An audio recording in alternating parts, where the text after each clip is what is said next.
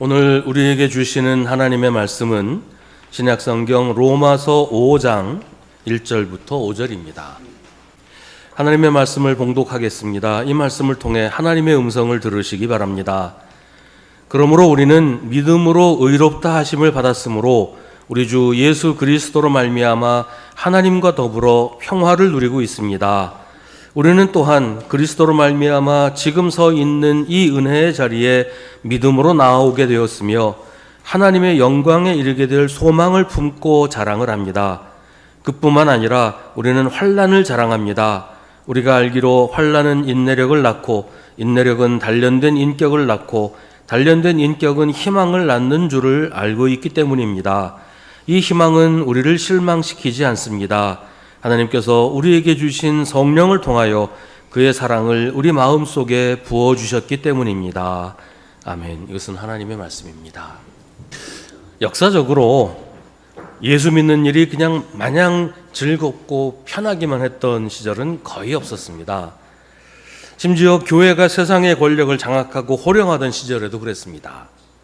교회가 세상을 지배하면 교회 다니는 사람들은 덩달아 큰 소리 치면서 만족스럽게 살 것 같은데, 그런 시대에도 성경 말씀대로 신실하게 믿고 말씀에 순종해서 살려고 하는 사람은 박해를 받고 미움을 받는 일들이 있었습니다.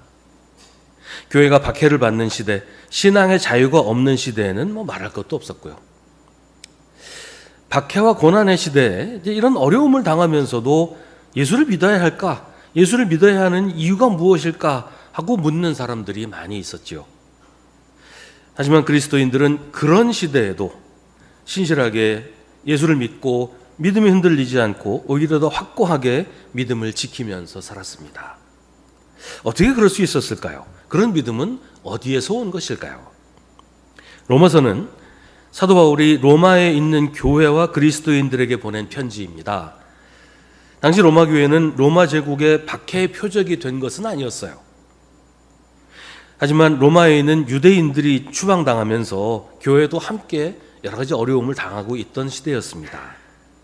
어느 시대나 교회가 박해를 당할 때 예수를 믿기 때문에 너희를 박해한다, 그런 적은 거의 없었어요.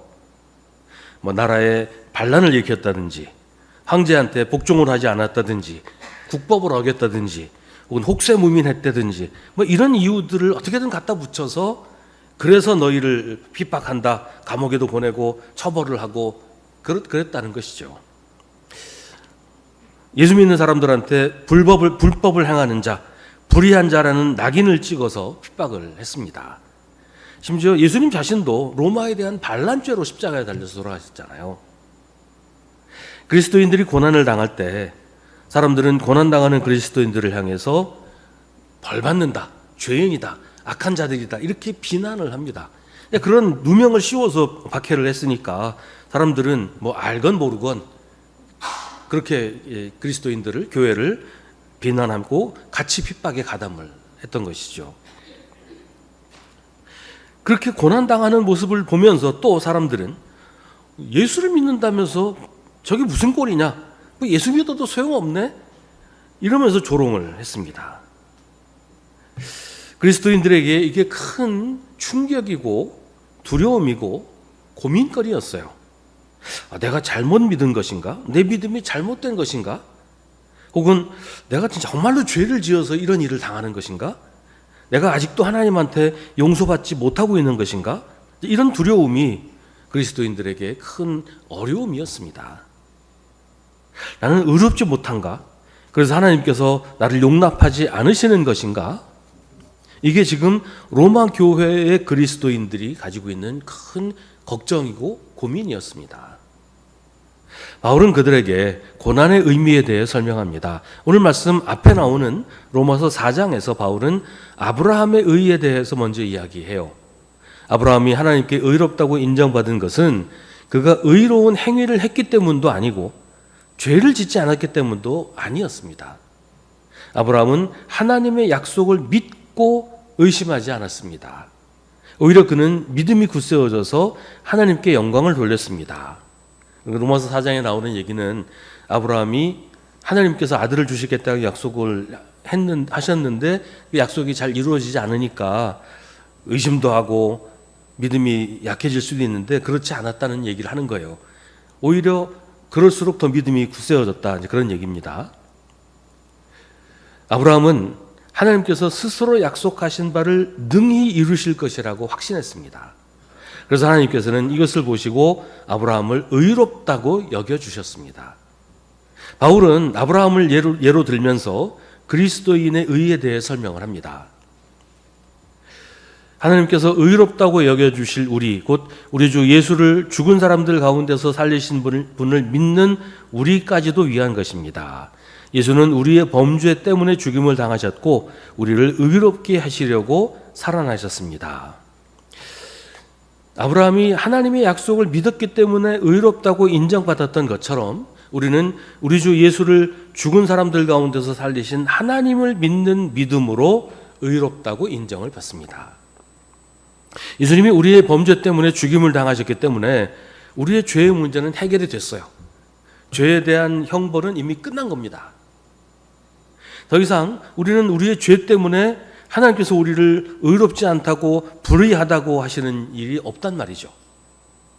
하지만 그렇다고 우리가 의롭다고 된 것은 아니에요. 불의하지 않다고 의로운 건 아니잖아요.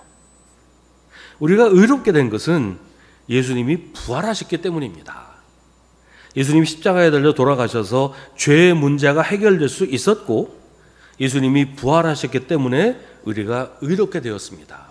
예를 들자면 예수님이 십자가에 돌아가셔서 우리가 우리의 죄를 다 씻어서 깨끗하게 될 준비가 되었고 그 위에 의의 옷을 입어서 의롭게 되었다. 그렇게 비유할 수 있을 겁니다. 예수님이 부활하신 것은 하나님이 예수님을 다시 살리셨기 때문입니다. 하나님이 예수님을 다시 살리신 것은 예수님이 의로우신 분이라는 것을 확인해 주신 것입니다.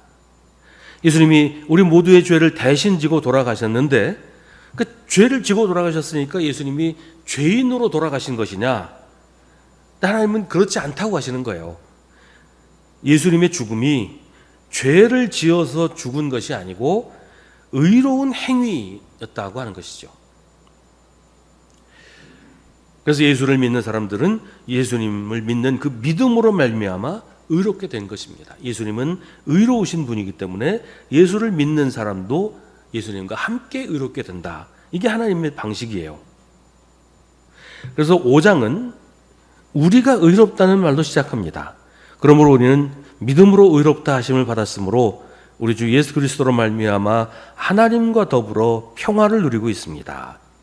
이 말은 우리가 하나님의 심판을 두려워할 필요가 없다는 뜻이에요. 우리가 고난을 당하더라도 그게 하나님이 우리를 벌하시는 것이 아니라는 것을 기억하라는 겁니다. 경우에 따라서는 우리가 죄를 지었을 때 하나님이 우리를 일깨워 주시려고 그래서 죄를 회개하고 하나님께로 돌아오라고 경고하실 수는 있어요. 근데 그게 하나님의 심판은 아니라는 겁니다. 우리는 믿음으로 의롭다고 인정받았기 때문에 하나님과 더불어 평화를 누리고 있습니다. 하나님과 적대적인 관계가 아니라 하나님과 평화로운 관계다. 다시 말하면 우리가 하나님과 사이가 좋아졌다는 거예요. 하나님하고 친한 사이이기 때문에 하나님을 겁낼 필요가 없다는 거예요. 가끔 그런 사람들 있죠. 아주 무섭다고 소문난, 누가 함부로 가서 말도 못 붙일 그게 무서운 사람인데 그 사람하고 아주 사이가 좋으면 농담도 주고받고 이러는 경우들이 있잖아요.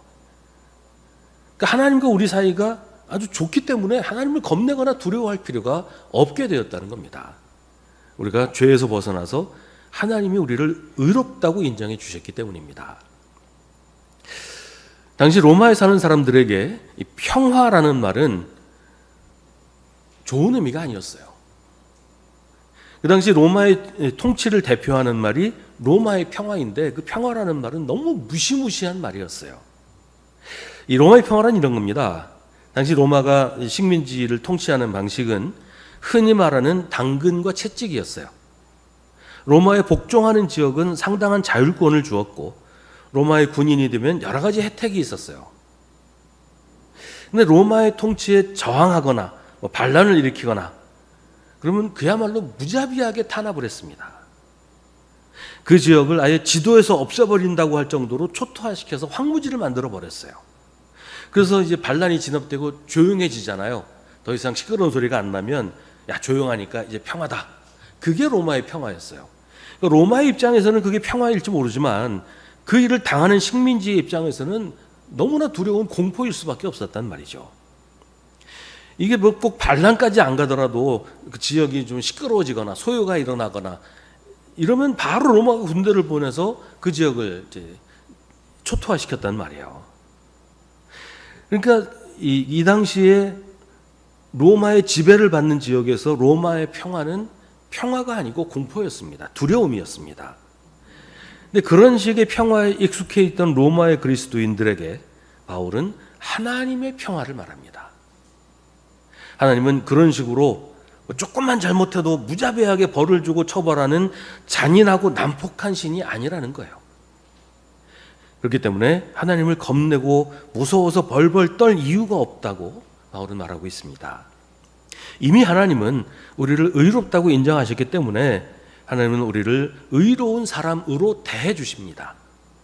하나님이 우리를 의롭다고 하시니 세상이 우리의 믿음 때문에 우리 그리스도인들이 하나님을 믿고 예수를 믿고 믿음대로 산다고 해서 우리를 비난하고 정죄해도 아무 상관이 없다는 거예요.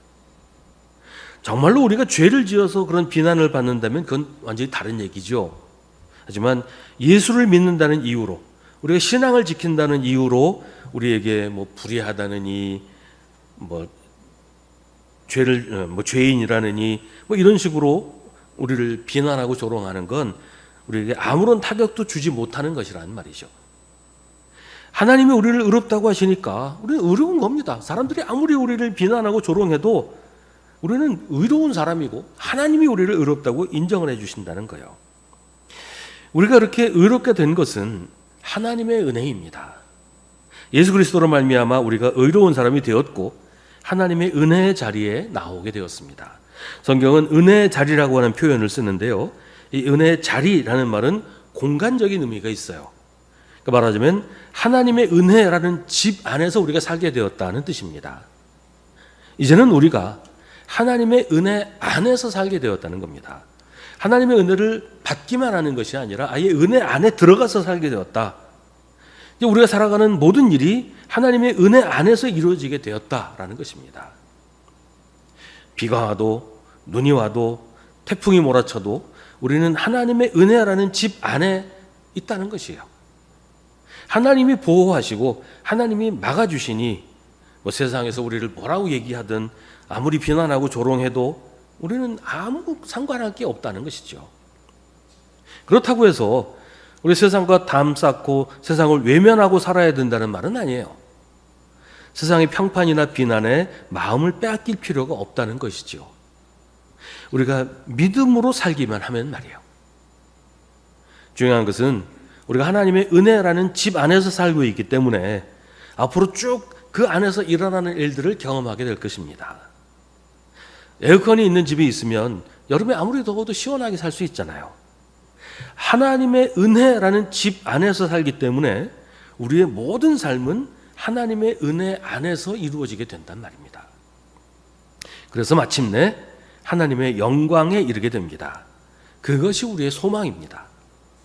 하나님의 은혜로 우리는 의롭게 되었고 그래서 하나님의 은혜 안에서 살게 되었기 때문에 하나님의 은혜로 우리는 하나님의 영광에 이르게 된다. 이게 오늘 말씀에서 설명하고 있는 내용이에요. 아직은 우리가 하나님의 영광에 들어가지 못했지만 꼭 그렇게 될 것이다. 그런 소망 가운데 사는 것입니다. 소망은 미래를 현실로 가져옵니다. 우리가 아직은 하나님의 영광에 이르지 못했지만 우리가 하나님의 영광에 이르게 될 것을 믿고 소망하면 하나님의 영광은 이미 우리 앞에 와 있습니다.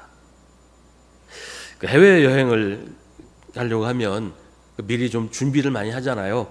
그 여행 가이드북도 읽어서 어디 가야 되겠다 이것도 결정을 하고 내가 가보려고 하는 곳의 사진이나 영상이나 이런 것도 찾아보지요. 그러니까 파리에 가려고 하는 사람은 에펠탑 사진도 보고 개선문 사진도 보고 샹젤리제 거리도 미리 영상으로 한번 살펴보고 그래서 여기서 여기 가려면 어디로 가야 되고 이런 거 다 계획도 세우고 그러잖아요. 그런 사진들을 보면서 이번에 파리에 가면 이런 것들을 볼 거라는 기대를 가지게 된단 말이죠. 근데 파리 여행을 하려고 하는데 그런 사진들 다 보면서도 야, 뭐 가봐야 이거 있겠어? 이게 사진이지 뭐 가면 이런 거 없을 거야? 이렇게 생각하면 그 파리 가려는 그 기분이 들겠어요? 소망이란 그런 겁니다. 아직은 오지 않았지만 미리 가 있는 것, 미래를 지금 현실로 끌어들이는 것, 그게 소망이에요. 성경이 우리에게 말해주는 하나님의 영광, 하나님 나라의 영광을 반드시 보게 될 것이라는 소망을 우리가 믿음으로 가지게 되는 겁니다. 그런 믿음을 가지고 소망 가운데 살면 환난을 자랑하게 된다고 성경은 말합니다. 환난을 자랑한다는 말은 야, 나 오늘 집 샀다, 나 차 샀다 이렇게 자랑한다는 말이 아니고 환난 당하는 것을 부끄러워하지 않는다. 환난 때문에 낙심하거나 실망하지 않는다라는 뜻이에요.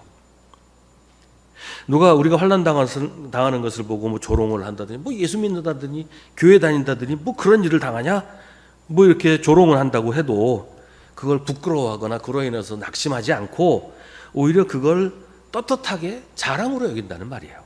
왜냐하면 믿음으로 인한 환난은 새로운 역사를 만드는 과정이기 때문입니다. 초대교회가 환난을 많이 받았잖아요. 근데 초대교회의 환난은 기독교가 로마의 국교가 되는 역사를 만들어냈습니다. 우리나라도 선교 초기에 뭐 어려움이 얼마나 많았습니까? 어떤 사람은 집안에서 내쫓기기도 했고 어떤 사람은 그로 인해서 여러 가지 핍박과 환난도 당했어요. 그런데 그걸 견디고 이겨내면서 교회가 큰 부흥을 이루었던 역사를 우리가 기억하고 있습니다. 기독교가 우리 사회를 이끌어가는 종교가 되었단 말이에요. 이건 성경에서도 쉽게 볼 수 있는 일이에요. 이집트의 노예로 팔려간 요셉이 얼마나 모진 고난과 고통을 당했습니까? 근데 그 고통을 믿음으로 이겨내고서 이집트의 최고 권력자가 됐습니다. 이스라엘이 이집트에서 해방돼서 광야를 건너야 하는 고난을 겪었지만 광야를 건너서 가나안에 들어가서 거기서 하나님께서 허락하신 자기들만의 나라를 세웠단 말이죠. 고난 이후에는 새로운 세상이 있습니다. 고난을 견디고 이기는 사람은 새로운 세상을 열게 됩니다. 하나님의 영광의 나라에 들어가게 된다는 것입니다. 그래서 믿음으로 당하는 고난은 부끄러운 일이 아니라 자랑거리가 되는 겁니다. 내가 새로운 세상을 향해 가고 있다. 새로운 세상을 내가 열어가고 있다. 이제 나는 곧 새로운 세상에서 살게 된다는 기대와 소망으로 고난을 자랑하게 되는 것입니다. 더구나 고난은 우리에게 여러 가지로 유익합니다. 오늘 말씀에서는 고난은 인내력을 낳고 인내력은 단련된 인격을 낳고 단련된 인격은 희망을 낳는다고 말합니다. 사람은 어려움을 겪으면서 단단해집니다. 옛날에 그 칼 만들잖아요. 대장간에서 이제 칼을 만들 때 명검을 만들려면 아주 날이 잘 드는 칼을 만들려면 쇠를 불에 달구고 망치로 두드리고 차가운 물에 담그고 또 빼서 불에 달구고 두드리고 이 일을 수도 없이 반복을 했어요. 더 많이 반복할수록 쇠가 더 단단해진단 말이죠. 그래서 칼이 아주 잘 드는 그런 칼이 된단 말이죠. 고난은 인내력을 낳고 인내력은 단련된 인격을 낳고 단련된 인격은 희망을 낳습니다. 고난은 사람을 단단하게 만들고 사람을 더 품격 있게 만듭니다. 고난 없는 삶이 복된 삶이 아니에요. 고난을 통해서 우리는 주님을 더 가까이 경험할 수 있게 됩니다. 개인적으로 그렇잖아요. 뭐 어려운 일을 겪어보면 정말 좋은 친구들이 가까이 있었다는 것을 깨닫게 됩니다. 늘 옆에 있었던 친구인데도 그전에는 뭐 그냥 그런가 보다 그랬는데 고난을 당해보면 정말 좋은 친구들이 누구인지 그 사람이 얼마나 내 옆에 가까이 있었는지를 알게 돼요. 그전에는 뭐 정말 좋은 친구라고 생각했는데 고난을 당해보니까 아유 형편없는 친구라는 사람도 우리가 발견하게 되잖아요. 고난을 통해서 정말 소중한 것이 무엇인지를 우리가 알게 됩니다. 고난은 사람을 지혜롭게 만듭니다. 고난은 무엇이 진짜이고 무엇이 껍데기인지를 알게 해줍니다. 무엇보다 고난은 희망을 가지게 해줍니다. 지금 당장 즐겁고 행복하다고 느끼는 사람은 희망에 별 관심이 없어요. 그냥 지금 이대로 있으면 되니까 앞날에 대한 소망을 가질 이유가 없죠. 근데 그래서는 새로운 세상을 볼 수가 없어요. 그냥 그 자리에 머물러 있기만 바라게 되고 그냥 머물러 있는 거예요. 지금 그 자리에 계속 머물고 싶은 사람은 하나님의 영광에 이를 수가 없게 됩니다. 소망이 없으면 미래도 없는 겁니다. 그런데 소망도 소망 나름이죠. 우리가 만들어낸 소망은 아무 근거가 없는 그냥 바람일 뿐이에요. 그런데 5절에서는 이 희망은 우리를 실망시키지 않는다고 합니다. 여기서 실망이라는 말은 수치나 부끄러움이라는 뜻이에요.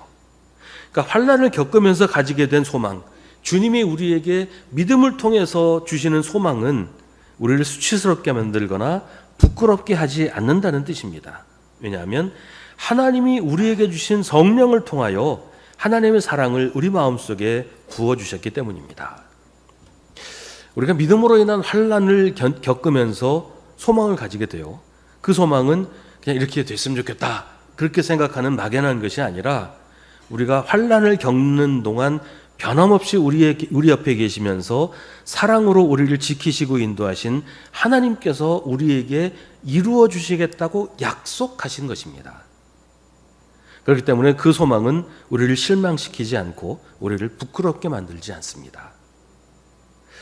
반드시 이루어질 것이고 이미 우리 앞에 와 있는 것이기 때문입니다. 우리의 소망은 하나님이 약속하신 것이기 때문에 미래를 현실 속으로 끌고 들어옵니다. 하나님이 약속하신 미래가 우리의 소망으로 우리 눈앞에 와 있게 되는 거예요. 아무 근거 없는 막연한 희망이 아니라 하나님의 약속입니다. 그 약속의 내용은 앞서 나온 것처럼 하나님의 영광에 이르게 되는 것입니다. 하나님의 영광, 그게 별거냐? 그게 대수냐? 그렇게 생각하면 안 돼요. 하나님의 영광이 돈이 되는 것도 아니고 그게 뭐 이렇게 대단하냐? 그렇게 말하면 안 됩니다. 하나님의 영광에 이른다는 것은 장차 하나님의 나라에 들어가게 된다는 것이고 하나님의 나라의 주인이 된다는 것입니다. 하나님 나라에서도 새들어 살거나 곁다리로 살거나 그게 아니고 하나님 나라의 주인이 되는 것을 말해요. 뿐만 아니라 세상에서도 하나님의 영광을 보며 그 가운데 살게 되는 거예요. 이스라엘이 광야를 건너면서 고난도 당했지요. 광야 생활이 편하고 즐겁기만 했겠어요. 하지만 그 광야를 건너고 나서는 가나안의 주인이 되었고 광야를 건너는 동안에도 항상 하나님의 영광을 눈앞에 보면서 그 광야를 견딜 수 있었습니다. 항상 구름 기둥과 불 기둥이 이스라엘 민족들 앞서서 이끌어가는 것을 두 눈으로 똑똑히 목격을 했단 말이에요. 우리도 하나님이 주시는 새 하늘과 새 땅에서 살게 될 것입니다. 근데 그게 꼭 우리가 세상을 떠나서 경험하게 되는 일이기만 한 것이 아닙니다. 우리 믿음 가운데서 지금 이 순간에도 우리가 하나님의 영광을 보고 그 영광을 경험할 수 있기 때문입니다. 언제나 우리와 함께 계시면서 우리를 인도하시는 하나님을 우리의 믿음으로 보고 하나님의 도우심과 하나님의 인도하심을 우리 믿음으로 생생하게 경험할 수 있단 말이에요. 그래서 우리의 믿음은 우리에게 소망을 가지게 하고 그 소망은 미래를 현실 한복판으로 끌고 들어오는 것입니다. 지금 우리는 초대교회와 같은 고난을 겪고 있지는 않습니다. 기독교를 탄압하고 그리스도인들을 무자비하게 핍박하는 그런 시대는 아니잖아요. 그러나 우리도 아무 어려움 없이 지내고 있는 것은 또한 아닙니다. 지금 우리 사회가 기독교에 대해서 그다지 우호적이지 않다는 것을 우리가 경험하잖아요. 물론 교회가 잘못한 것도 있어요. 교회가 세상을 향해서 세상으로 말미암아 우리를 조롱하고 비난하게 만들 만한 그런 일을 한 것도 있는 것이 사실입니다. 근데 꼭 그것만은 아니에요. 하나님의 말씀대로 의롭고 정직하게 사는 것을 그다지 달가워하지 않는 사회 분위기도 분명히 있단 말이죠. 어두운 구석에 빛을 비추면 그 어두운 게 다 드러나요. 그래서 더럽고 추하고 악한 것들이 다 자기 모습을 드러낼 수밖에 없게 돼요. 사람들이 그걸 좋아하지 않아요. 적당히 어두운 데서 그냥 적당히 죄짓고 그러면서 편하고 즐겁게 살기를 바라지 환하게 밝은 곳에 자기를 다 드러내서 살기를 싫어한단 말이에요. 그래서 세상 사람들이 우리가 믿음으로 사는 걸 그다지 달가워하지 않아요. 믿는 사람들을 조롱하기도 하고 비난하기도 해요. 너만 잘났냐? 너만 깨끗하냐? 너만 양심 있냐? 이러면서 우리를 비난하고 우리를 비호하기도 한단 말이에요.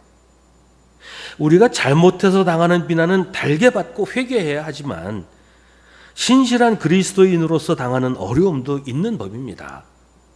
그런 일들을 우리는 자랑해야 합니다. 환난은 인내력을 낳고 인내력은 단련된 인격을 낳고 단련된 인격은 희망을 낳습니다. 이 희망은 우리를 실망시키지 않습니다. 그래서 우리는 환난을 자랑합니다.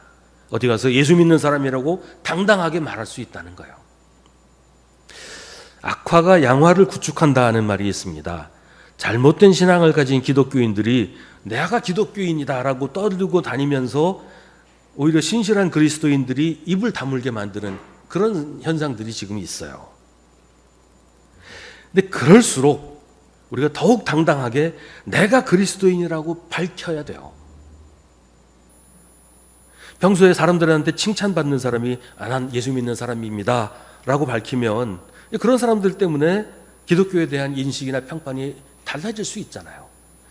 그러니까 잘 믿지 못하는 나쁘게 믿는 사람들이 내가 기독교인이다라고 떠들고 다니면서 기독교에 대한 인식이 나빠졌을 때 제대로 믿는 사람들이 신앙으로 살아가는 사람들이 저 사람들이 아니고 내가 기독교인입니다. 이게 기독교의 모습입니다. 이게 신앙입니다. 라고 말해야 사람들이 오해하지 않고 바르게 이해할 수 있지 않겠냔 말이에요. 아, 예수 믿는다는 게 저런 거구나. 예수 믿는 사람들은 저런 모습이구나. 이걸 우리가 보여줘야 되지 않겠냔 말이죠. 악화가 양화를 구축하지 못하도록 바른 신앙을 가진 사람들이 나쁜 기독교인들이 활개치지 못하게 그 사람들의 입을 막아야 되지 않겠냔 말이에요. 우리가 세상에서 나는 예수 믿는 사람이라고 당당하게 말하려면 믿음대로 살아야 합니다. 하나님 말씀에 순종해서 살아야 돼요. 하나님이 의롭다고 우리를 인정하셨으니까 우리는 하나님을 두려워하지 말고 하나님 말씀대로 순종하면서 살아야 돼요. 믿음으로 살아야 돼요. 소망으로 살아야 됩니다. 믿음 앞에서는 환난도 어려움도 부끄러운 일이 아닙니다. 믿음은 환난을 자랑합니다. 우리 소망은 우리를 부끄럽게 만들지 않습니다. 우리의 믿음이 낳은 소망은 우리를 자랑스럽게 합니다. 그 소망은 하나님이 우리에게 베푸시는 사랑입니다. 기도하겠습니다. 우리의 소망이신 하나님, 우리의 믿음을 지켜주셔서 우리가 하나님의 영광에 이르게 될 때까지 흔들리지 않고 변하지 않고 오직 주님만 바라보며 나아가게 하여 주옵소서. 주님을 위해 당하는 고난을 자랑하며 고난을 통과하여 이르게 될 영광을 늘 소망 가운데 바라보게 하여 주옵소서. 주님이 언제나 나와 함께 계시며 나를 지켜주신다는 것을 믿게 하여 주옵소서. 예수님의 이름으로 기도하옵나이다. 아멘. 우리 구주 예수 그리스도의 은혜와 하나님 아버지의 사랑과 성령의 사귐이 주님을 예배하는 사랑하는 주님의 자녀들에게 언제나 언제까지나 함께 하시기를 간절히 축원하옵나이다.